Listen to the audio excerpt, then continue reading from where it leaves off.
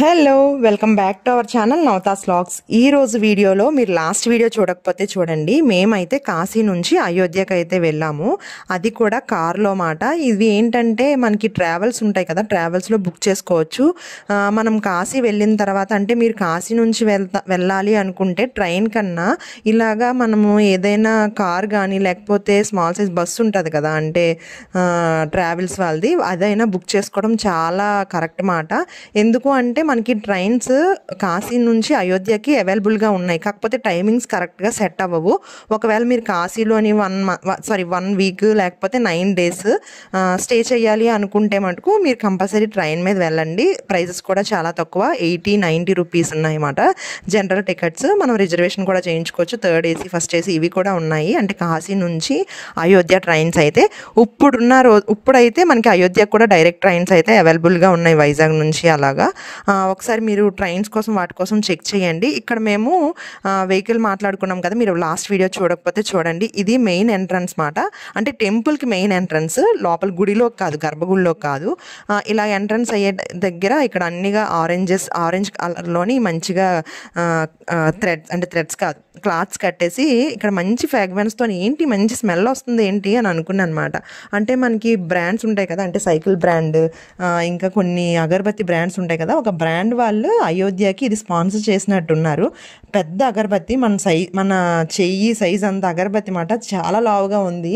నేను ఇంకా ఏంటి స్మెల్ వస్తుంది, ఎక్కడ అగరబత్తులు పెట్టారా అనుకున్నాను. ఇక్కడ చూసారా పొగ వస్తుంది, ఎంత పెద్ద అగరబత్తి ఉందో. స్టాండ్ ఇంకా అగరబత్తి, వెళ్ళిన ఒక 10 అడుగులకి ఒక దూరంలో ఒక అగరబత్తి పెట్టేసి ఉందన్నమాట. మంచిగా స్మెల్ అయితే వచ్చింది. ఇక్కడ మీరు లాస్ట్ వీడియో చూసారు కదా, ఫుల్ షాపింగ్స్ అవన్నీ ఉన్నాయి. నాకు తెలిసి మీరు ఇక్కడ ఆర్చ్ దగ్గర డైరెక్ట్గా ఆటో కానీ రిక్షా కానీ ఎక్కేసి ఇక్కడ ఆర్చ్ దగ్గర దిగడం బెటర్ అని నాకు అనిపిస్తుంది. ఎందుకంటే ఇంకా లోపలికి కూడా చాలా ఒక 1.5 kilometer నడాలన్నమాట. ఇక్కడ మేము ఏంటంటే చెప్పులు చాలామంది బయటనే తీసేస్తున్నారు ఆర్చ్ దగ్గర. అవసరం లేదండి, బయట నేను తీయక్కర్లేదు. లోపల మనకి చెప్పులు పెట్టుకోవడానికి, నెక్స్ట్ బ్యాగ్ పెట్టుకోవడానికి, మొబైల్ పెట్టుకోవడానికి ఫ్రీగా, వాటర్ ఫ్రీగా, ఇంకా వాష్రూమ్స్ కూడా ఫ్రీగానే. వేటికి కూడా అంటే దర్శనానికి కూడా డబ్బులు ఏమీ పెట్టక్కర్లేదు. రీసెంట్గానే మనకి ఈ టీవీలో కూడా ఒక న్యూస్ అయితే వచ్చింది, అయోధ్యకి వెళ్ళిన వాళ్ళు చాలామంది మోసపోతున్నారు అని చెప్పి. ఎందుకు అంటే దేవుడి దర్శనానికి వెళ్ళేటప్పుడు మేము డబ్బులు ఇస్తే ఫ్రీగా తీసుకొని వెళ్ళిపోతాము, చాలా టైం పట్టేస్తుంది దర్శనానికి, మేము తీసుకొని వెళ్ళి ఫ్రీగా, అంటే మేము తీసుకొని వెళ్ళి మీకు బేగా తీసుకొచ్చేస్తాము అలా అని చెప్పేసి అంటారు. అలాగేమీ లేదు, మీరు ఎవరికి మనీ అయితే ఇవ్వకండి. 40-45 minutesలో దర్శనం అయితే ఈజీగా అయిపోతుంది. నెక్స్ట్ ఏంటంటే ఇంకా వికలాంగులు, నెక్స్ట్ ముసలి వాళ్ళు ఉంటారు, నల్లేని వాళ్ళు, కనిపించలేని వాళ్ళు ఇలా ఉంటారు కదా, వాళ్ళ కోసం అయితే మనకి ఏంటంటే వీల్ చైర్స్ ఉంటాయి కదా, అవి ఉన్నాయి, అవి కూడా అవైలబుల్గా ఉన్నాయి. ఒకసారి చూసుకోండి. ఇదంతా పెద్ద షెడ్ మాట. ఇక్కడ వచ్చేసి మనకి ఇక్కడ రాగానే మన బ్యాగ్ మనకి ఇప్పుడు చెక్ చేస్తారు కదా, బ్యాగ్ అంటే సిస్టంలో వస్తాయి కదా, మన బ్యాగ్లో ఏమున్నాయి, బాంబా, చాక్ ఇలాంటివి ఏమన్నా ఉంటే అవి అక్కడ చెక్ చేస్తారన్నమాట. అవి ఏమన్నా ఉంటే అక్కడే తీసి పడేస్తారు. ఇంకొకటి ఏంటంటే ప్లాస్టిక్ బాటిల్స్ కూడా ఇక్కడ లోపలికి పంపించరు. మన దగ్గర ప్లాస్టిక్ బాటిల్ ఉన్నా కూడా తీసి పక్కన పడేస్తారన్నమాట. మన బ్యాగ్లో పెట్టేసి బ్యాగ్ లోపలికి ఇచ్చేయండి. ఇంకొకటి ఏంటంటే నెక్స్ట్ ఇలా లోపలికి వెళ్ళిన తర్వాత మన బ్యాగ్ మనం తీసేసుకున్న తర్వాత లోపలికి వెళ్ళిన తర్వాత చెప్పులు పెట్టడానికి సపరేట్గా బ్లాక్స్లా ఉన్నాయన్నమాట. అంటే అది పర్మనెంట్ బ్లాక్స్ కాదు, నార్మల్గా ఒక షెడ్, అంటే ఒక తార్పై వేసి ఉంటాయి కదా, ఆ టైప్లో షెడ్స్ లాంటివి ఉన్నాయన్నమాట. ఇంకా మన బ్యాగ్స్ మొబైల్స్ పెట్టుకోవడానికి అయితే ఇంకా టెంపరీగా అక్కడ ఒక పెద్ద రూమ్ లాంటివి ఉన్నాయన్నమాట. ఇవి చెప్పులు పెట్టుకోవడానికి మాత్రం నార్మల్గా ఉన్నాయి. అక్కడ చెప్పులు పెట్టుకునే దగ్గర ఏంటంటే ఒక ట్రే ఇస్తున్నారన్నమాట, ఒక పాల క్యాన్ లాంటిది బ్లూ కలర్లో. ఆ ట్రేలో మన చెప్పులు వాళ్ళు ముట్టుకోరు, మనమే ఆ చెప్పుల్ని అందులో వేసేస్తే వాళ్ళు ఆ ట్రే తీసుకొని వెళ్ళి లోపల పెట్టేస్తారు. ఇంకొకటి ఏంటంటే మన చెప్పులు పెట్టింది ఒక టోకెన్ ఇస్తారన్నమాట. ఇప్పుడు మనం బ్యాగ్ ఎలా ఉంచితే ఇస్తారు అలాగా ఆ టోకెన్ మన దగ్గర ఉంచేసుకొని నెక్స్ట్ మనం దర్శనం అంతా వెళ్ళేటప్పుడు వెనక సైడ్ నుంచి వస్తే, అంటే అదే బ్యాక్ సైడ్ మనకి ఇచ్చేస్తారు, ఫ్రంట్ సైడ్ మనం చెప్పులు ఇస్తే బ్యాక్ సైడ్ ఇస్తారన్నమాట. ఆ బ్యాగ్ని ఇస్తున్నాడు కదా అబ్బాయి, అలా బ్యాగ్ని చెప్పులు తీసుకోవాలన్నమాట. నెక్స్ట్ ఏంటంటే ఇలా చెప్పులు పెట్టిన వెంటనే మనము స్ట్రైట్గా నడుచుకొని వెళ్ళిపోతే, అంటే మనం చెప్పులు పెట్టిన తర్వాత వెనక్కి తిరిగి నడుచుకొని వెళ్తే ముందుకి అక్కడ పెద్దది రూమ్స్లా ఉన్నాయన్నమాట. అక్కడ 1, 2, 3 నుంచి ఒక 27-28 నెంబర్స్ వరకు ఉన్నాయి రూమ్ నెంబర్స్. మనకి టోకెన్ ఇస్తారు అక్కడ కూడాను. మనము వెళ్ళేటప్పుడు వేరే 14లోనే తీసుకోవాలి, మనం 14 ఇస్తే మనకు 14లోనే తీసుకోవాలన్నమాట. అలాగా ఇక్కడ చెప్పులకి టోకెను, అక్కడ రూమ్‌లోని మన మొబైల్స్ కూడా మన బ్యాగ్‌లో పెట్టేసి అంటే సైలెంట్‌లో పెట్టినా పర్లేదు, లేకపోతే లేదు. తర్వాత మనము తిరుపతి వెళ్ళినప్పుడు పంచె కట్టుకోవాలి, నెక్స్ట్ చుడీదారే వేసుకోవాలి అలాంటివేమీ లేదు. ఇక్కడ నేనేం చేశానంటే ప్లాజో నెక్స్ట్ టాప్ వేసుకున్నాను కదా! కాకపోతే ఇలాగా ఇవి తెచ్చుకున్నామాట. అంటే మెయిన్ ఏ టెంపుల్‌కి వెళ్ళినా మనం ఏంటంటే చున్నీ, దుపట్టా గానీ లేకపోతే స్కార్ఫ్ గానీ వేసుకోవడం బెటర్. అందుకే నేను వైట్ కలర్ చున్నీ నెక్స్ట్ స్కార్ఫ్ అవి తెచ్చుకున్నాను. అవి ఎవరికైనా కావాలి అనుకుంటే ఇవ్వచ్చు కూడా. అంటే మా ఫ్యామిలీ మెంబర్స్‌లో ఎవరైనా తెచ్చుకోకపోతే అని తెచ్చానమాట. కానీ అవసరమే లేదు. మేము ఇలా స్కార్ఫ్ అది వేసుకున్నాము. కాకపోతే అవి ఇప్పుడేమి డ్రెస్ కోడ్ గానీ అవి ప్రస్తుతానికి ఇప్పుడైతే పెట్టలేదు. ఇంకా వర్క్ అయితే బాగా జరుగుతుంది. నాకు తెలిసి అయోధ్య మెయిన్ గర్భగుడి అంతా అయిపోయినా కూడా సైడ్ ఇంకా చిన్న చిన్న గుళ్ళు కడుతున్నారన్నమాట. వాటి కోసం చాలా ఎక్కువ వర్క్ అయితే ఉంది. ఇక్కడ మా మొబైల్స్ కూడా ఇచ్చేస్తున్నామాట. ఇచ్చేసిన తర్వాత మేము బాయ్ చెప్తున్నాం కదా, మళ్ళీ తిరిగి వచ్చిన తర్వాత ఈ వీడియో అయితే తిరిగి దర్శనం అంతా అయిపోయిన తర్వాత వచ్చిన తర్వాత ఇక్కడ అంతా ఆర్కిటెక్చర్ అంతా ఎలా ఉందంటే తెలుసు కదా, ఇంకా మనకి ఇవన్నీ గోడలు మాట. అంటే బయటివి లోపలికి రాకుండా ఇవన్నీ గోడలు, అవి కూడా ఆర్కిటెక్చర్ చాలా బాగుంది. టెంపుల్ కూడా చాలా బాగుంది. ఇంకొకటి ఏంటంటే టెంపుల్కి వెళ్ళిన వాళ్ళు టెంపుల్ మాదా కదా, అందరిది కదా, మనం నీట్గా ఉంచాలి. వాటిల్లో స్కెచ్లతో పేర్లు రాసేయడం, మన చేతికున్న కాశీతాలు అంటే తాళ్ళు తీసుకెళ్ళి అక్కడ కట్టేయడం అలా టెంపుల్ దగ్గర చేయకండి. ఎందుకంటే టెంపుల్ చాలా అంటే చాలా బాగుంది, కొత్తగా ఉందన్నమాట. అలాంటి దాన్ని ధూళి పట్టించేసి పెన్సిల్తో పెన్నులతోని రాసేసి మీ పేర్లు, ఇంకా వైఫుల పేర్లు, హస్బెండ్ల పేర్లు ఇలా రాసేసి చండాలం చేయకండి. ఇంకొకటి ఏంటంటే రాయి మీద రాయి పెట్టి ఇల్లు కట్టేస్తే, అక్కడేదో ఇల్లు కట్టేస్తే మనం ఇంటి దగ్గరికి వచ్చి ఇల్లు కట్టేస్తామని కాదు. మన సంపాదన మన పేరెంట్స్ ఇచ్చిన దాన్ని బట్టి ఉంటుంది. ఏదైనా అంటే పేరెంట్స్ బట్టి అలా ఉంటాయి, కానీ ఇంకా డైరెక్ట్గా అక్కడ కట్టేస్తే ఇక్కడ కట్టేసుకుంటామని కాదు. నెక్స్ట్ ఏంటంటే టెంపుల్కి వెళ్ళటానికి ఎటువంటి అమౌంట్ తీసుకోరు. చెప్పులకు కానీ మన బ్యాగ్స్కి కానీ లాకర్స్ ఇస్తారు ఫ్రీగానే. మనకు అన్ని దర్శనానికి కూడా ఫ్రీగానే అవుతుంది. నెక్స్ట్ దర్శనం మాత్రం ఒక 40-45 మినిట్స్ అవుతుంది అన్నమాట. ఇంకా అక్కడ నుంచి వచ్చిన తర్వాత మార్నింగ్ ప్రసాదాలు తిన్నాం కదా, అక్కడ ఇంకా పంచుతున్నారన్నమాట. కొంతమంది ఎవరో తింటామంటే అక్కడ కూర్చొని వెయిట్ చేస్తున్నాము. దర్శనం అంతా చాలా బాగా అయింది. ఇంకొకటి ఏంటంటే ఇప్పుడు వరకు మనము సీతారాముని లక్ష్మణ్ని చూడటం అలవాటు అయిపోయి మనం సింగిల్గా బాలరాముడిని చూస్తే ఏదో కృష్ణుడిని అలా చూసినట్టు అనిపించింది అన్నమాట. సింగిల్గా చూసినట్టు అనిపించింది.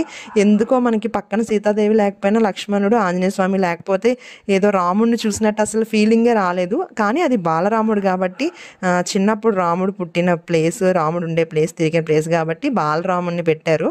దానికి నేనేమి చేయట్లేదు. కాకపోతే నాకు అనిపించింది నేను చెప్తున్నాను. మీకు ఎలా అనిపించింది? లేకపోతే ఇప్పటివరకు టీవీలో కానీ మొబైల్స్లో కానీ వీడియోస్ చూసుంటారా, ఉత్తి రాముడిని పెడితే ఎలా అనిపించింది అన్నది నాకు కామెంట్ సెక్షన్లో కామెంట్ చేయండి. మనం మాత్రం మొబైల్స్ తీసుకెళ్ళకూడదు, కానీ సెలబ్రిటీస్ అందరూ మొబైల్స్ తీసుకెళ్ళచ్చు. లోపల గర్భగుడిలో కృష్ణుడికి రాముడికి కూడా ఫోటో తీసుకోవచ్చు.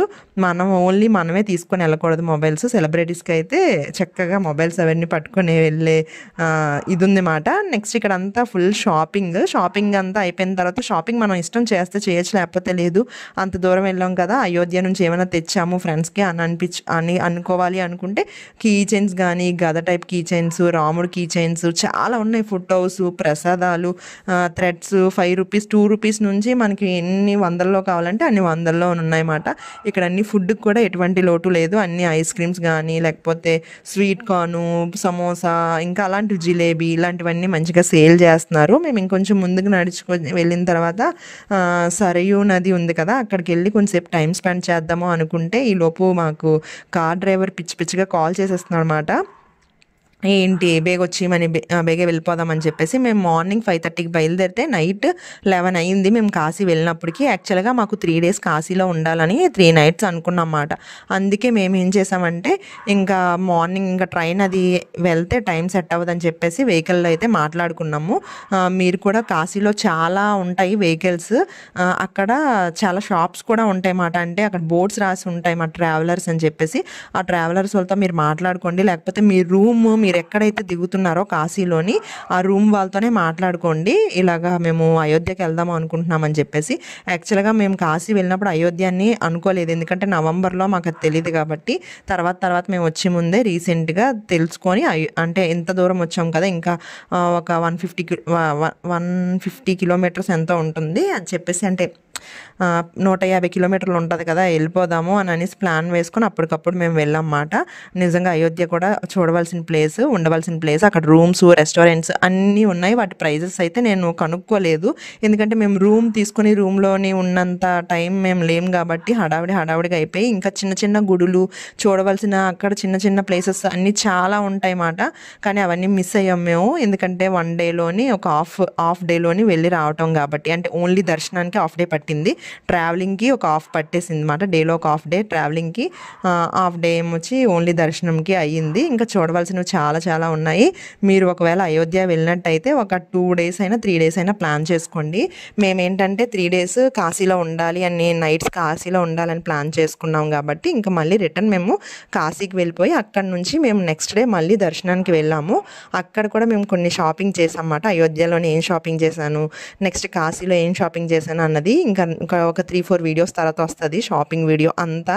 ఎవరెవరికి ఏం తీసుకున్నాను కూడా అందులో మీకు పూర్తిగా డీటెయిల్గా ఎక్స్ప్లెయిన్ చేస్తాను. ఎంతెంత ప్రైస్ పడ్డాయి, చక్కగా షాపింగ్ చేయొచ్చా లేదా అన్నది క్లారిటీగా నేను చెప్తాను. ఇక్కడైతే అయోధ్య నుంచి వెళ్ళిపోయిన వెంటనే మాకు నైట్ 11 అలాగ అయిపోయింది. ఇంకా అక్కడ రెస్ట్ తీసేసుకొని మార్నింగ్ 4కి లేచి మళ్ళీ కాశీ విశ్వేశ్వరుడి దర్శనానికి వెళ్ళాము. ఎందుకంటే నెక్స్ట్ డే మనకి, అంటే మేము వెళ్ళిన నెక్స్ట్ డే అంటే మేము వచ్చేస్తున్న రోజు కరెక్ట్గా శివరాత్రి మాట.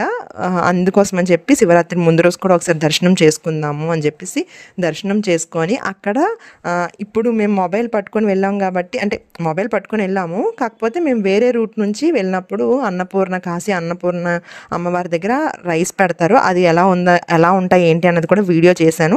అవన్నీ నెక్స్ట్ వీడియోస్లో వస్తాయి, ఒకసారి చూడండి. ఇంకా కాశీ కోసం కానీ అయోధ్య కోసం కానీ మీకు ఏమైనా డౌట్స్ ఉంటే నాకు కామెంట్ సెక్షన్లో కామెంట్ చేయండి, లేకపోతే ఇన్స్టాగ్రామ్లో కూడా పెట్టినా పర్వాలేదు, నాకు ఇన్స్టాగ్రామ్లో కాల్ చేసినా పర్వాలేదు, నేను కంపల్సరీ మీకు రిప్లై ఇస్తాను. ఎందుకంటే చాలామంది వ్యక్తిగో కోసం అడిగినా నేను రిప్లై ఇచ్చాను. అలాగే మీకు కాశీ కోసం కానీ అయోధ్య కోసం కానీ ఏమైనా డౌట్స్ ఉంటే నాకైతే అడగండి. ఇంకొకటి ఏంటంటే కాశీ నుంచి అయోధ్యకి మనకి ట్రైన్ టికెట్స్ 90, 120 ఆ ప్రైజెస్ ఉన్నాయి. అంతేకాకుండా మార్నింగ్ 6కి, నెక్స్ట్ 8కి, 11కి అలాగా ట్రైన్స్ అయితే అవైలబుల్గా ఉన్నాయి. మీరు ఒకవేళ అయోధ్యలో ఉండాలి అనుకుంటే అలా కూడా వెళ్ళొచ్చు మాట. మేమైతే రిటర్న్ అయిపోవాలి అనుకున్నాం కాబట్టి మేము ఈ ఉద్దేశంతోనే ట్రావెల్స్ అయితే బుక్ చేసుకున్నాము. నేను మళ్ళీ చెప్తున్నాను, మాకు ట్రావెలింగ్ ఛార్జెస్ వచ్చేసి 16 మెంబర్స్కి కలిపి 7,500 తీసుకున్నారు. మీరు అలా మాట్లాడుకున్నా పర్వాలేదు, లేకపోతే పర్సన్కి ఇంత అంటే మనము సపరేట్గా అంటే మనం 7,500 పెట్టేసుకొని డివైడెడ్ బై చేసేసుకోవచ్చు 16 మెంబర్స్కిను. అలాగైతే ఎంత అయింది, అలా ఫ్రెండ్స్తో వెళ్తే అలా క్యాలిక్యులేటర్ చేసుకొని మీకు నచ్చిన విధంగా ట్రావెలర్స్ వాళ్ళతో మాట్లాడుకోండి. మాకు మాత్రం 7,500 తీసుకున్నారు. దీన్ని బట్టి మీరు ఏం అడుగుతారు అన్నది అది మీ ఇష్టం. మీరు కాశీలో ఉండుంటే అయోధ్యకి వెళ్ళడానికి ఎలాగా బార్గెనింగ్ చేసుకుంటారు అన్నది మీకు సంబంధించిన విషయం అన్నమాట. ఇది ఈరోజు వీడియో అయితే. వీడియోని ఇంతవరకు చూసినందుకు థ్యాంక్ యూ సో మచ్. ఇది ఎవరికైనా యూజ్ అవుతుంది అనుకుంటే వాళ్ళతో షేర్ చేయండి, వీడియోని అయితే లైక్ చేయండి. నెక్స్ట్ వీడియోలో మళ్ళీ కలుద్దాం. అంతవరకు టేక్ కేర్, బాయ్ బాయ్.